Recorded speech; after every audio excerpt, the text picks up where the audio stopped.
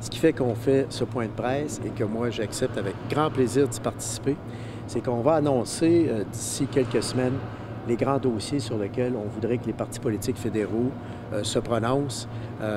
Et évidemment, en tête de liste, il y a l'avenir de notre chantier, le chantier Lévis.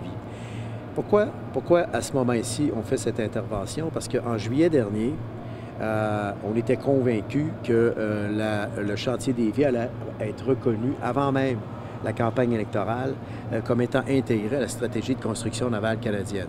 C'est toujours l'intention du gouvernement, mais ce qui nous inquiète un peu, c'est le changement des règles du jeu à la dernière minute qui sont venus retarder le processus. Et là, il y a un nouveau joueur qu'on ne connaît pas tellement, qui n'était pas connu tant que ça, puis il était plus connu comme un réparateur que comme un constructeur. Alors, on trouve ça un peu curieux.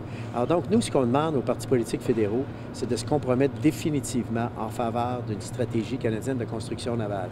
Et là, il faut être très clair. C'est pas en promettant des contrats conjoncturels comme on a depuis les 15-20 dernières années.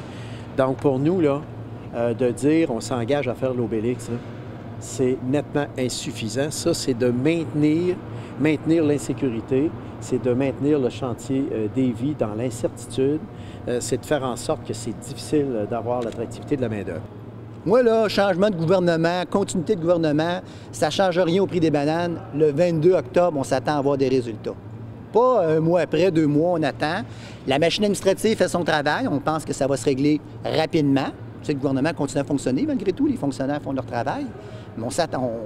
Honnêtement, là, on veut avoir des résultats très rapidement. Là. Si le 1er novembre, on se retrouve à nouveau ici, c'est parce qu'il y a des mauvaises nouvelles. Là. Le gouvernement se traîne les pieds.